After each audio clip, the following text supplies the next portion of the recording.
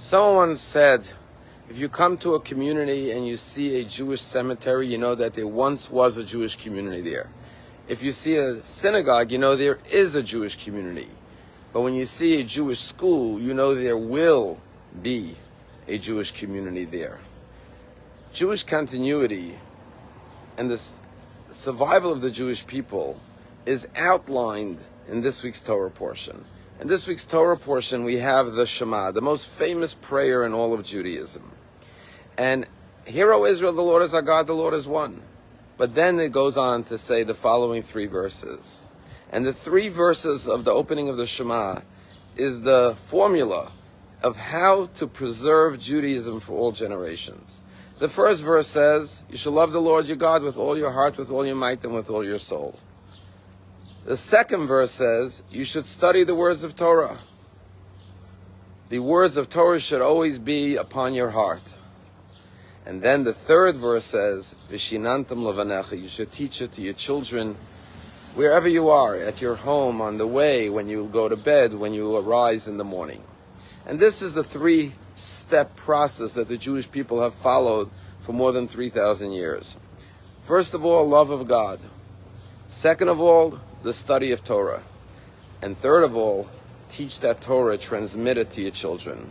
And that has been the secret to our success throughout all the generations. And that simple formula has proven to be more powerful than all the mighty armies and enemies that have come up against us. And as long as we stick to this three-step plan, the Jewish people will continue from generation to generation, the dor v'dor, for all of eternity. But Rashi gives us a very fascinating insight. On the words, Vishinantam levanecha, you should teach it to your children, Rashi says, you know who this is referring to? Not just literally your children, but your students. And Rashi brings many proofs that when the Torah says your children, it means your students, because your students are like your children, and the teacher is like a parent. And what Rashi is teaching us is that our responsibility is not just to teach our children, but to make sure that every Jewish child gets a proper Jewish education. But furthermore, not only should every Jewish child get a proper Jewish education, but they should get it with the same love that the parent has for their own children. It's not enough to teach other children Torah, but to transmit it with love. Because only by transmitting it with love will the words of the Torah be able to be transmitted properly. Because it's not just an intellectual process. It's the teacher's love for Hashem, and the teacher's love for the Torah, and the teacher's love for the student. I know a philanthropist who lives in Monsey, New York. He's a renowned Jewish philanthropist. He's actually a friend of mine. And I heard this story not from him, but someone else who witnessed it. He was invited to a wedding in Jerusalem, a beautiful wedding. I'm sorry, not a wedding, a bar mitzvah in Jerusalem. And he attends the bar mitzvah. It was a beautiful affair, beautiful evening, celebration, music. And as this philanthropist was leaving the bar mitzvah hall, he sees a kid sitting on the side, looking very sad and forlorn. He goes over to me, he says, young boy, what's the matter? It's a bar mitzvah, why aren't you happy? And the young boy says, because my father just passed away this year. And I'm having my bar mitzvah in a few months from now. And I know that my mother won't be able to afford to make me a beautiful bar mitzvah. And so I'm sad thinking about my bar mitzvah. He says, young boy, where are you from? He says, my family lives in Australia. We flew in because this is our cousin's bar mitzvah. The wealthy man says to the boy, don't worry. I'm going to make you a bar mitzvah just as beautiful as this bar mitzvah. The young boy's eyes open wide. He's so excited. He says, really? He says, absolutely, just like this boy.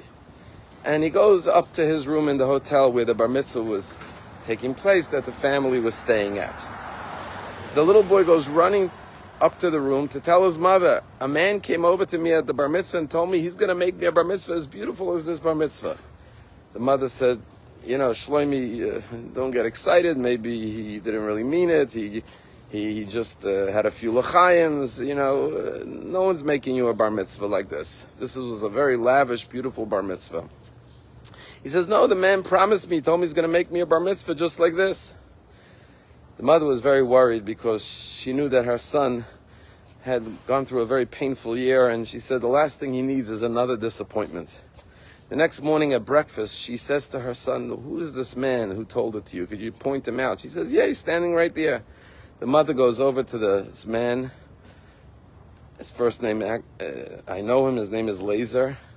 He says, tell me, my son says you told him you're going to make him a bar mitzvah just as beautiful as this. My son's been through a lot. I don't want him to get his hopes up. Is it true that you told him that? And the man says, absolutely. I saw your son was sad. He told me what happened. I'm so sorry for your loss. I will make him a bar mitzvah just like this. The mother couldn't believe it. She said, well, we live in Australia. He said, I know. He told me that. I'm going to make you a beautiful bar mitzvah in Australia. And sure enough, when that boy's bar mitzvah came along, this philanthropist from New York arranged the most beautiful, lavish bar mitzvah in Australia.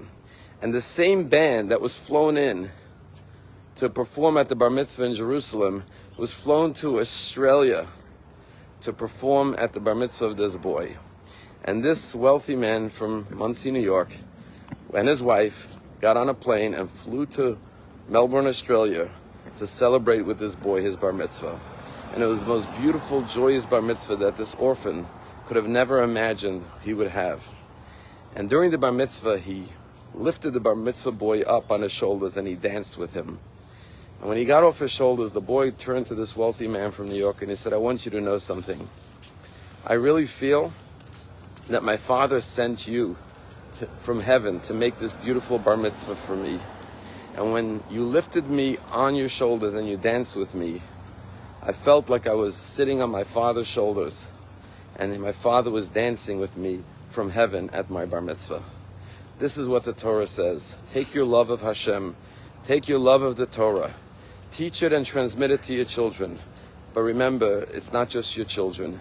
Every child could be your child, and you could act lovingly as a parent to every single child by teaching them and giving them the gift, the beauty and the joy and the love of Torah. Have a wonderful day.